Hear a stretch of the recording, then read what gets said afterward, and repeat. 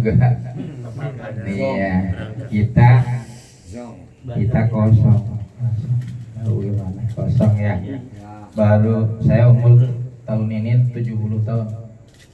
Apa namanya? Baru ngalamin gitu ya namanya. Dulu tahun 71 Bapak berangkat haji kedua kalinya masih naik kapal laut tahun 71 ya.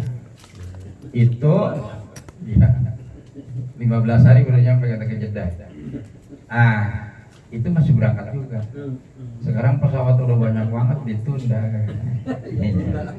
Ditunda ya. Iya, oleh karenanya mudah-mudahan saja kita ini karena bukan mengabaikan perintah Allah, tidak sekali-kali mengabaikan, cuman hal-halnya tidak memungkinkan saja. Iya, nggak usah banyak cerita, udah maklum semua. Iya, udah maklum semua. Jadi mudah-mudahan saja, cuman khususnya di bulan ini saya ngajak kepada para jamaah, karena semuanya juga yang gerakin Allah. La haula wala quwwata illa billahil aliyyil azim. Oleh karenanya kita nagih janji Allah, walau anna ahlal qura amanu wattaqau la fatahna alaihim barakatin minas sama'i wal ardh. Jadi sekarang kita udah bagaimana caranya mengerjakan perintah Allah semaksimal mungkin dan juga semaksimal mungkin pula meninggalkan yang dilarang oleh Allah. Itu aja target kita. Adapun hal itu ininya mah itu mau urusan Allah. Kita mah nggak usah ngatur, pengen itu pengen ini nggak usah kita mah nggak usah minta itu minta ini. Bahkan Allah yarham beberapa guru saya, kita ini sebetulnya malu ya minta sama Allah tuh malu, karena nikmat yang sudah Allah berikan saja belum mampu kita mensyukurinya. Makanya sekarang ini kita itu target kita bagaimana caranya untuk menjalankan perintah Allah dengan sebaik-baiknya, juga menjauhi yang dilarangnya dengan sebaik-baiknya pula. Nah, kalau udah begitu mah, kalau bahasa orang Wetan bilang terserah panjenengan. Masa iya sih kalau kita udah patuh mah, ya kan gitu. Segala kebutuhan Allah Maha tahu. Sebagaimana yang wajib kita ketahui bahwa di dalam salah satu sifatnya Allah itu kan yang pertama itu sifatnya Allah itu terbagi 4 kelompok. 4 kelompok ada ada nafsiyah, sifat nafsiyah, ada salbiyah, ada ma'ani dan ma'nawiyah. Itu sifat Allah itu yang 20 dibagi ada 4 kelompok, nafsiyah, ada salbiyah, ada ma'ani dan ma'nawiyah. Adapun rinciannya, kalau nafsiyah itu sifat kejiwaan, jiwa kita. Wujudnya Allah satu-satu hanya satu. Sifat nafsiyah itu sifatnya adalah sifat wujud. Wujudnya Allah itu harus ditanamin dalam-dalam di dalam jiwa kita. Allah itu ada, Allah itu melihat kita, Allah itu memberi kita.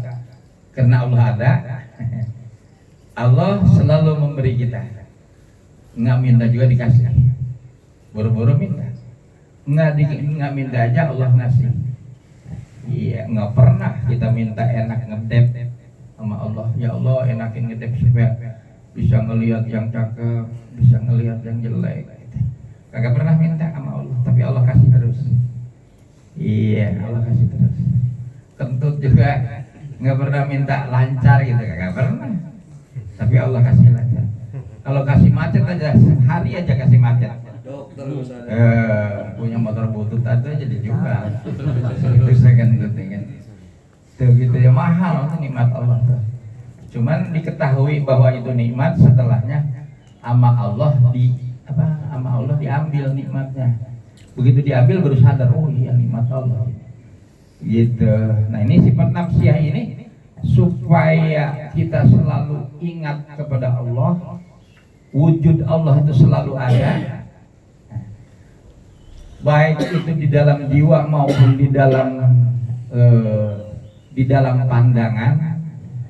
Di dalam jiwa tertanam bahwa Allah itu ada, merasa diri kita diciptakan Allah, diatur oleh Allah, ditentuin oleh Allah.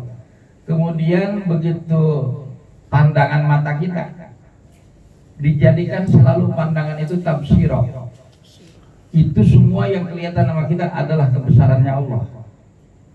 Oh, kalau orang berbuatnya kayak begitu, oh jadinya kayak begitu.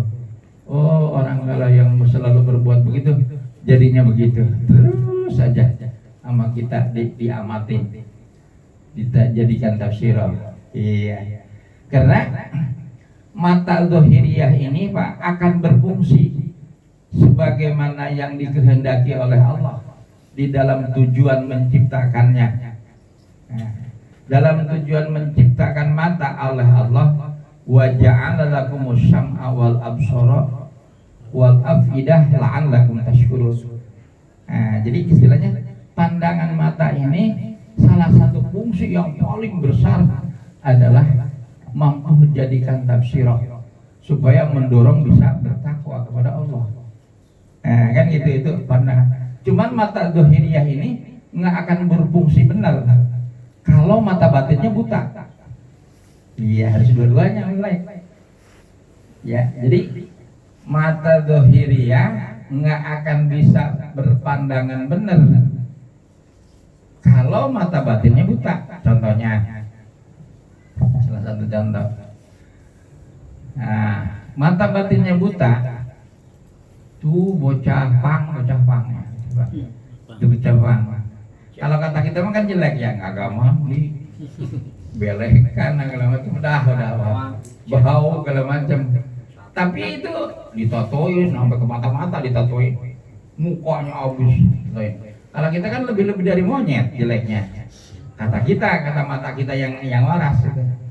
Tapi mereka pada pengen begitu. Tuh, kenapa? Mata batinnya buta. Gitu.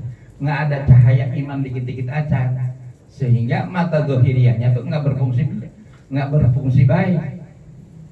Iya, jangan dikira mata ini akan jadikan tafsirah, akan jadi membawa kemanfaatan untuk kebaikan bagi dirinya. Jangankan sama orang lain, bagi dirinya khususnya nggak akan bisa kalau mata batinnya buta. Harus dua-duanya melihat.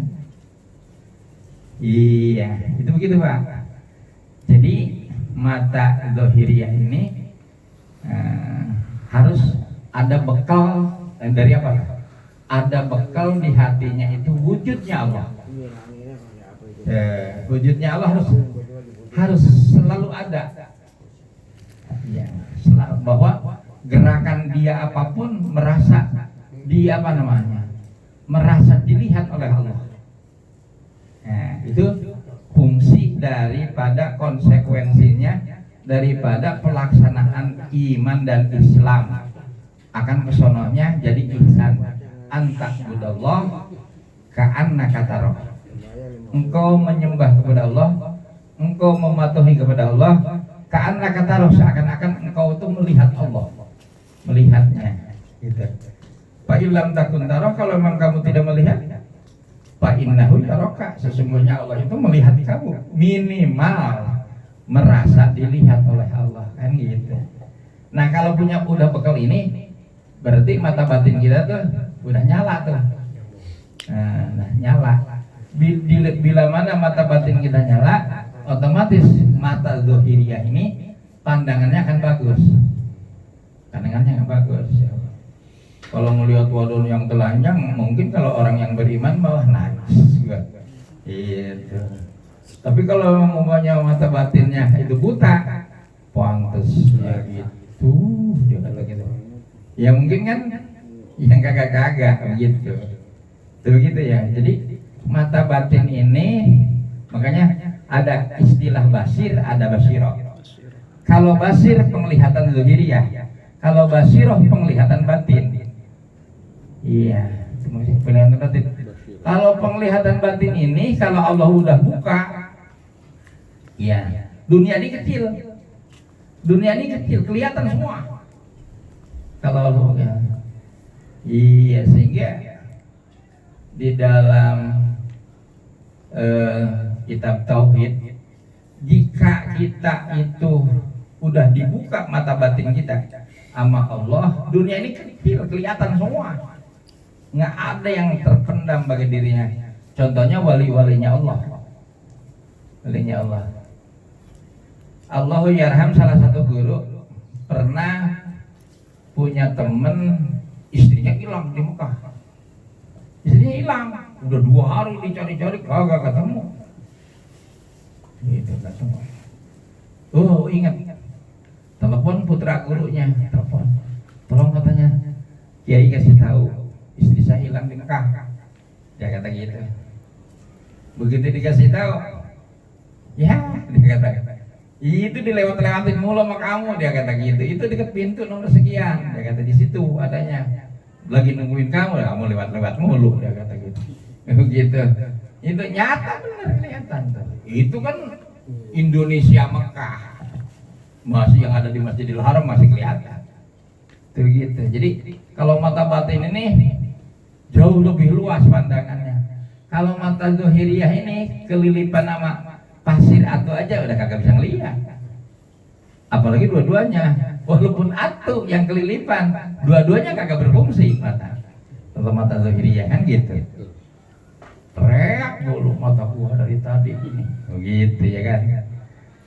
Tuh, ini wujudnya Allah, sifat nafsiyah. Ini harus ditanamin dalam-dalam di dalam jiwa kita. Sehingga kalau orang-orang yang ahli ma'rifat ngelihat layang-layang itu, kalau kita mah kan ngelihat layang-layang, sekarang ini melayang-layang nih. Gitu. Buatan siapa tuh? Cakep aja, buatannya, dia kata gitu. Iya, mungkin buatan siapa nih? Gitu kan, setiap kelompok kan ada tuh yang tukang bikin yang bagus. Iya, itu kelihatan yang bikinnya, yang kelihatan. Kalau kita, iya kalau kita, kalau orang-orang ahli ma'rifat, bukan kelihatan yang bikinnya, bukan. Kelihatan itu kebesarannya Allah, itu diberi kebesaran itu orang oleh Allah sehingga mampu terbang itu Allah. Gitu. Jadi langsung Allah aja. Nggak kelihatan lagi itunya tuh apa? Yang pembuatnya kagak. Yang menciptakan pembuat kelihatan langsung. Oh iya, Allah kekuasaannya luar biasa seperti itu. Tuh gitu tuh kalau mata batinnya, wujudnya Allah udah selalu ada. Manadzartu fi syai'in illa wa ra'aitullaha fihi, kata Imam Ghazali, aku tidak melihat sesuatu terkecuali aku lihat di dalamnya kebesarannya Allah. Ngelihat kue ini nggak kelihatan kuenya, kebesarannya Allah yang bikin kue ini. Allah takdirkan manusia mampu bikin kue ini. Itu kalau kita mah kan ngelihat mobil mewah Jerman, pinter banget bikin mobilnya mewah, Mercedes Benz gitu. Ya kan gitu. Kalau kita mah cuma dekat, pandangan matanya kedekat gitu ke situ. Kalau orang-orang ahli ma'rifat yang wujudnya Allah nggak pernah hilang, sehingga mereka itu ya dikala puasa maupun apapun merasa batal bila 1 detik aja hilang Allah di dalam hatinya. Gitu. Kalau kita mau kan banyakan hilangnya ketimbang adanya ya. Gitu. Itu puasa khawasul khawas itu begitu. Ya, puasa khawasul khawas itu. Jadi merasa batal puasa itu. Dikala hatinya hilang 1 detik aja Allah itu. Gitu. Makanya Waisul Qurni itu ya udah nggak inget dirinya, selalu ingat Allah. Jalan aja kadang-kadang kayak mirip-mirip kayak kita orang gila gitu. Kalau dulu di Indonesia ada, waktu zaman saya masih kecil, disebutnya Mama Rende. Mama Rende itu masih temennya tuh Bagus Bakri yang di Pleret. Beliau itu pakai sendal itu sebelah lain. Ya udah kagak ngelihat gaya orang gitu mah. Ya nggak ada gaya, kalau gitu mah kan nyari gaya gitu. Wah, kurang pantas, kurang gaya gitu. Kalau mereka itu udah nggak inget gaya. Ingatnya itu fungsi daripada sendal, menjaga kotoran gitu. Adapun umpamanya sebelah hijau, sebelah merah itu, atau memang sebelah bakyak, sebelah lagi sendal, nggak apa-apa. Ya, jalan sampai Purwakarta, jalan kaki. Kata muridnya itu, ama tolong, nih saya punya toko sepatu, ribuan sepatu ada di toko saya, tolong sendal maupun sepatu silakan. Beliau bilang kalau ada yang sedang sih aku mau. Dia kata itu setoko gak ada yang sedang, kecilan gede ya pakainya itu aja tuh. Begitu tuh kalau orang yang udah seperti itu, iya udah kagak inget lagi yang lain-lain, duniawi udah kagak kelihatan. Nah itu kelihatannya Allah aja gitu, seperti itu. Mana dzartu fi syai'in, kata Imam Ghazali, illa wa ra'aitullaha fihi, aku tidak melihat sesuatu terkecuali aku lihat di dalamnya kebesarannya Allah. Tuh gitu. Ini apa tuh? Yaitu konsekuensinya wujudnya Allah selalu ada di dalam jiwanya. Karena kita berbuat apapun dikala hilang wujudnya Allah, hilang Allahnya di hati kita, ya itu mau urusan besok lah. Iya kan gitu. Yang sebenarnya yang penting kita harus ngerasain dulu. Masa iya sih? Nah kan gitu, berarti kan udah hilang Allahnya tuh. Berbuat dah yang kagak-kagak. Iya. Tuh. Itu seperti itu. Iya kan kita mah kagak ngapa-ngapa ya, namanya cuman malam kita cuman gantungan doang sih. Iya, gantungan doang. Sholat subuhnya kesiangan, Pak. Itu namanya nyari jarum hilang kampak. Itu namanya tuh. Iya, tadinya kan hanya gaul, sebatas gaul. Tahu-tahu kewajiban kita, pengabdian kita kepada Allah, sholat subuh, di mana sholat subuh itu hilang sholat subuhnya. Itu namanya nyari jarum hilang kampak gitu. Jadi yang lebih gede hilang, yang kecil belum tentu gitu ya. Itu seperti itu. Nah ini konsekuensinya dengan menanamkan jiwa dalam pada jiwa kita itu wujudnya Allah. Nah, setelahnya itu ini makna syahadat. Ketika hati udah melek, seperti contohnya Nabi Musa alaihissalam. Nabi Musa pernah mendaulat kepada Allah. Kenapa ya Allah, doaku ini tidak selalu engkau ijabah? Aku sangat mengharapkan, allamani syai'an ad'uka bihi. Ya Allah, coba ajarinku sesuatu yang dengan itu sekaligus doaku dikabulkan. Itu kemudian fa'auhallahu ila Musa, Allah memberikan wahyu kepada Nabi Musa, wahai Musa, dikala kau mendapatkan 10 bulan Dzulhijjah, banyakin baca la ilaha illallah. Itu Nabi Musa seperti itu. Jadi konsekuensinya nih, lapan la ilaha illallah itu mudah, sangat mudah kita ucapkan, mudah banget. Wong beok saya aja bisa la ilaha illallah, beok bisa la ilaha illallah, bisa. Tuh, apalagi orang gampang banget. Cuman melaksanakan, menyesuaikan ucapan kita la ilaha illallah dengan perbuatan kita, ini yang sangat susah. Susah. Tadi aja baca la ilaha illallah rame-rame banyak banget. Sampai-sampai kan sabda Rasul dalam hadisnya bahwa lafaz la ilaha illallah satu kali akan menghapus dosa dari pagi sampai sore. Amin.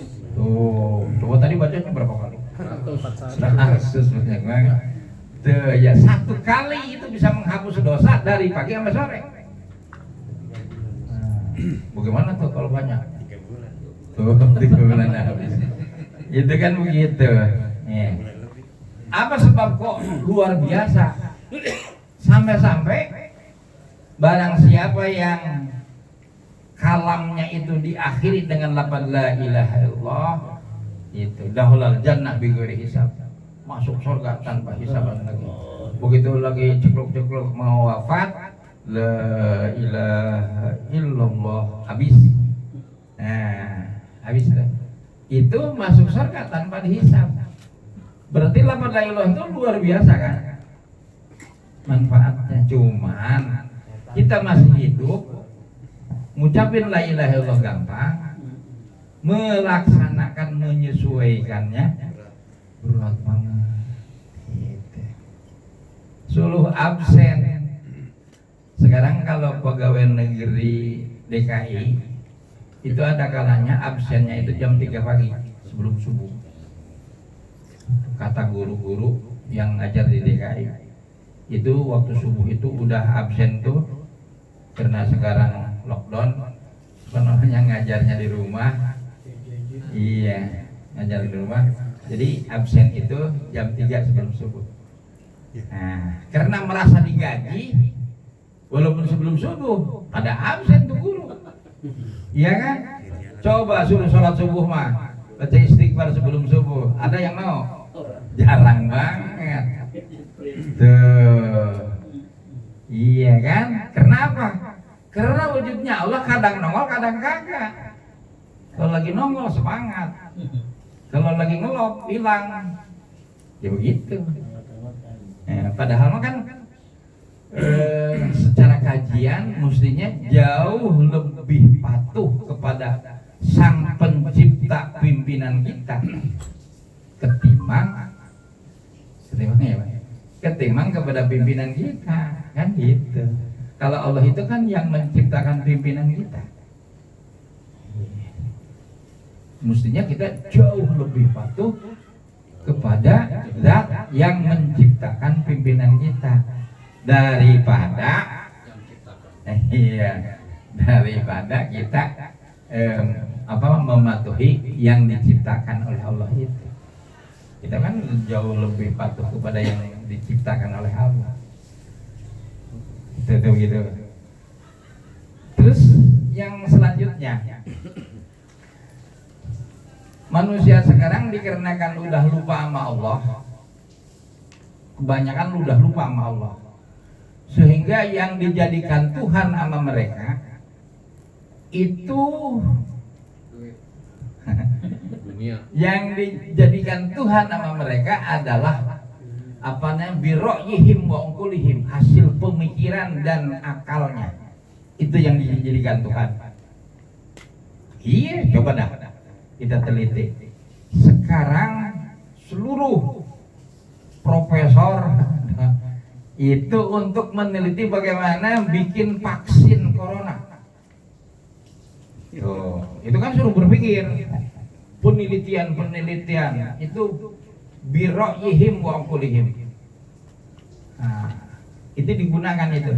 Seakan-akan dia minta tolong kepada makhluknya Allah. IQ ciptaan Allah, akal ciptaan Allah, tapi mereka minta tolong kepada IQ dan akal yang merupakan ciptaan Allah. Makanya nggak pernah ketemu, kagak pernah ketemu, karena dia minta tolong kepada makhluk. Ini ngajinya jauh nih, ngaji tauhidnya jauh nih. Dia nggak akan ketemu karena dia minta tolong kepada makhluk. Pemikiran dan akal itu ciptaan Allah. Sekarang dia mempercayakan segala sesuatu kepada pemikiran dan akalnya, nggak ketemu.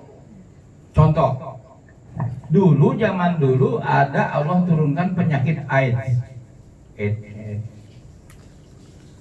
Sampai zaman sekarang, sampai zaman Kiwari nggak ketemu itu obatnya, vaksinnya apa.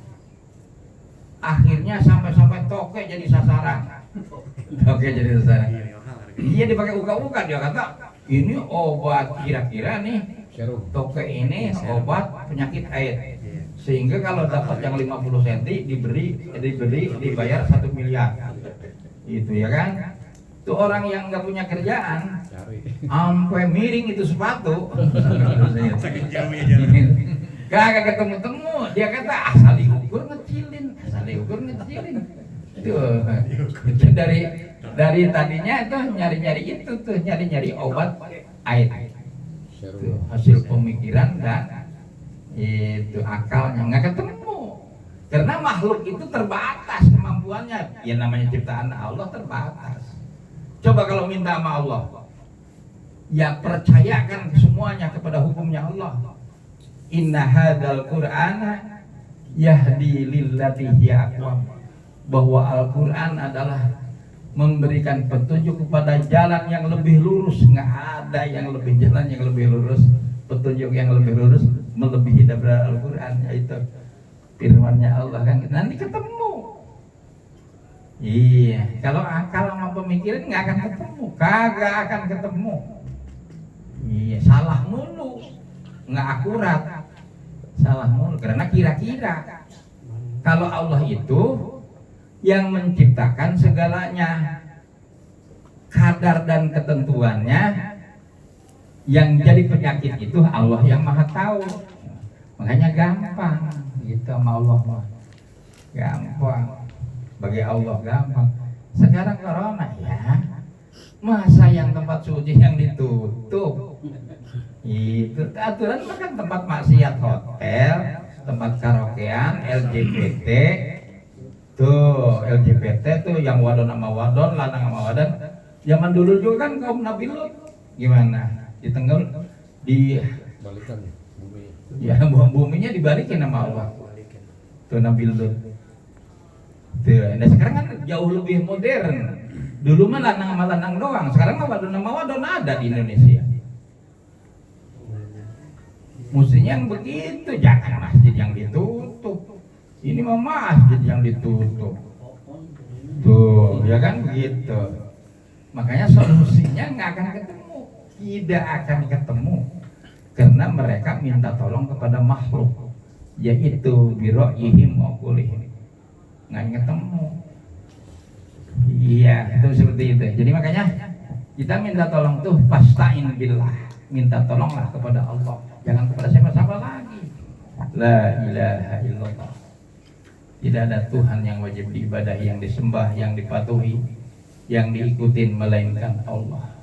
Karena Allah yang menciptakan. Lillahi, kan kita baca mulu. Kalau mau zikir lillahi ma fis samawati wa ma fil ardh. Lillahi milik Allah, ma fis samawati wa ma fil ardh, itu yang ada di langit maupun yang di bumi, semuanya berikut-kutu yang enggak kelihatan sama kita, itu miliknya Allah semua, makhluknya Allah semua. Itu termasuk virus corona. Iya, makhluknya Allah semua. Gitu. Ada kan isu kita mengatakan begini, itu kan senjata biologis Cina bocor yang ada di Wuhan. Ya walaupun itu umpamanya andai kata syariatnya si Cina yang menciptakan, tapi itu si Cina si enceknya itu buatan ciptaan siapa? Ciptaan Allah juga kan. Makanya semuanya milik Allah. Itu seperti itu. Jadi kita di bulan ini ayolah kita sama-sama bagaimana caranya jiwa ini untuk mematuhi perintah Allah. Jadi jangan sampai pada kesiangan subuh. Kalau bisa mah sebelum subuh istighfar dulu 100 baru datang subuh. Iya, pada begitu semua insya Allah kampung kita jadi berkah. Amin. Iya, kebutuhan kita Allah Maha tahu kok. Kalau begitu mah kalau nggak minta rezeki, anak saya nggak bisa sekolah kalau begitu. Emang mesti dikasih tahu aja ngasihnya. Allah mah nggak usah dikasih tahu begitu. Fadkuruni adzkurukum, itu janji Allah kan. Kamu ingat kepadaku, aku akan ingat kepada kamu. Makanya yang jelas mah kita ingat aja sama Allah. Allah itu udah janji Allah akan ingat sama kita kan gitu. Cuman bagaimana jalannya supaya kita bisa ingat kepada Allah. Itu tauhid begitu. Jadi kita ngaji tauhid itu bukan hanya cukup Allah itu mempunyai 20 sifat wujud kita mampu malafatul liwadisi yang mutahala binafsi wa daniyat kudrat irdat. Bukan begitu. Jadi kita bagaimana konsekuensinya di dalam kehidupan kita, mengaplikasikannya dalam kehidupan, bagaimana nih meyakini sifatnya Allah itu segitu baru nih benar gitu. Itu sifat wujud idam. Karena sifat salbiyah itu idam, bako, muhalafatul hadisi, yang mu'ta'ala binafsihi wahdaniyat. Itu salbiyah. Itu sifat salbiyah. Jadi yang tidak dimiliki dan Allah tidak berikan kepada makhluknya, tidak ada yang menyerupai bagi Allah. Seperti idam. Idam itu Allah adanya Allah itu kalau di dunia sebelum hitungan secara logika, hitungan sebelumnya 1 otomatis kosong. Ya kan? Iya kan, betul begitu ya? Iya, hitungan 1, 2 sampai 10. Nah, hitungan. Nah, sebelum 1 kosong. Iya kan? Kita lihat dulu dari nol. Kalau Allah nggak seperti itu, adanya Allah tuh nggak seperti itu. Ada, itu adanya Allah itu kidam, artinya nggak ada nolnya dulu, kagak ada, nggak ada nolnya dulu, pokoknya ada aja. Tuh, itu kidam. Itu namanya sifat salbiyah yang memang wajib bagi kita. Karena begini, ini filternya ya Pak, filternya di dalam jiwa kita sifat mukhalafatul lil hawadis. Ini filter.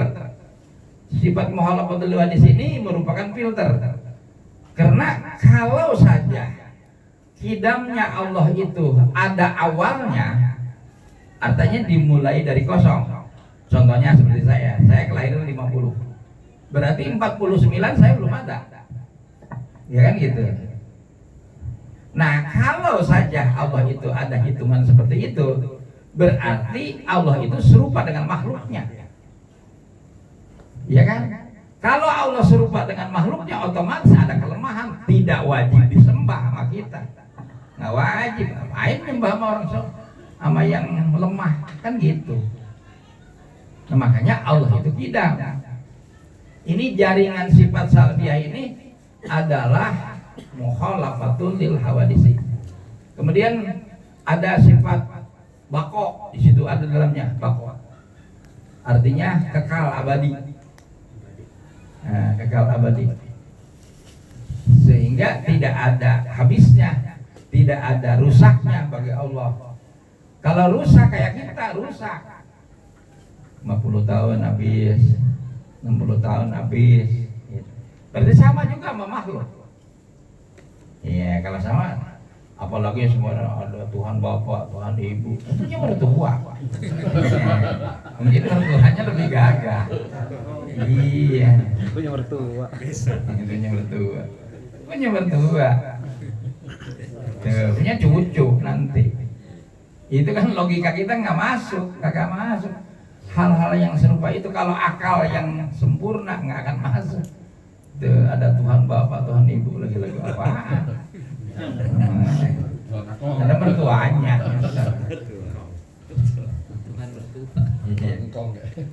Apalagi tahu kelahirannya, berarti kalau ada kelahirannya dia, ada kelahirannya, berarti begitu dewasa ada yang melantik dia jadi Tuhan. Iya kan? Dia lebih gagal lagi Tuhan yang melantik. Iya kan gitu. Jadi kagak ada habisnya kalau begitu. Iya kan? Nggak ada habisnya. Akal kita nggak akan bisa masuk. Cara itu. Makanya Allah itu abadi, tidak bakal abadi. Kullu man 'alaiha fan wa yabqa wajhu rabbika dzul jalali wal ikram. Firman Allah dalam surat Ar-Rahman, kullu man 'alaiha fan wa yabqa wajhu rabbika dzul jalali wal ikram. Ini alam semesta ini, baik dunia, matahari, bulan, kemudian apalagi sono di atas. Oh, pokoknya ada banyak tuh di atas banyak. Iya. Kalau kata kita mah kan orang kok masih nggak percaya aja adanya Allah, sehingga kan sekarang ahli-ahli pemikir di Eropa, ahli-ahli astronomi di Eropa pada iman kepada Allah karena mereka berpikir kok ada yang begini, ada yang gedean lagi dari bumi, ada itu, ada ini di atas itu. Ya kalau nggak ada yang menciptakan, siapa yang menciptainya kalau bukan Allah? Sehingga mereka sekarang kan pada beriman, banyak banget gereja yang jadi masjid di Eropa. Ya, banyak banget tuh sekarang itu begitu. Kalau di Indonesia kalau kurang-kurang tahanan ulamanya, bisa-bisa masjid jadi gereja. Ini kan lemahnya begitu. Iya, salaman kok boleh, masih sikut kan kurang aja. Gitu ya. Jadi seperti itu. Jadi kita sekarang mau wajib prihatin. Di atasnya kita itu udah tahu semua, apalagi sekarang udah terbongkar. Mereka mau ganti Pancasila. Iya kan? Mereka mau ganti Pancasila. Iya.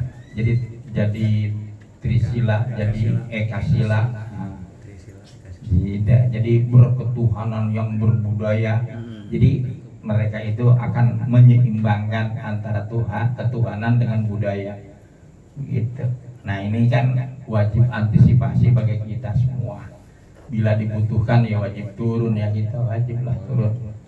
Itu jihad fisabilillah. Jadi jangan sampai anak cucu kita nanti kalau memang kayak begini dibebaskan begitu, kita nggak akan dapat doa dari cucu kita. Iya, gitu ya. Makanya bahwa semuanya kita prihatin. Oleh karenanya Ayub nggak usah diomongin, kita udah tahu. Ayub sekarang itu mendekatkan diri, nanti Allah yang rubahnya. Mudah-mudahan Allah rubah. Itu ya kan. Karena mereka itu semuanya kan ciptaan Allah. Kalau kita di bawah ini pada patuh sama Allah, nanti diputer. Iya, dibalikin sama Allah kan gitu. Karena ini adab untuk kita. Sabda Rasul, saya di zamanun ala ummati yafirruna anil ulama wal fuqaha fayabtalihimullahu bisalasati baliyatin awaluha yusallitullaha sultanan zalima. Kelak akan datang untuk umatku yafirruna anil ulama wal fuqaha, nggak mau dengar omongan ulama dan fuqaha. Kata kita jangan itu yang disuruh, jangan. Habis saya kepepet 200.000 Pak, dia kata gitu. Habis kepepet 200.000. Begitu aja kejadian begini, lu cukup 200.000. Kata gitu, boro-boro. Tuh, ya kan gitu. Kata kita cukup tuh 200.000. Awas lu, jangan sampai masuk itu. Bahaya. Dia kata 200.000 Pak. Begitu. Nah sekarang kan begitu nggak punya beras, datang lagi ke rumah saya. Aduh Pak, tolongin saya. Kerja jadi satpam diberhentiin. Dia kata, gua kata juga apa lu? Saya kata gitu.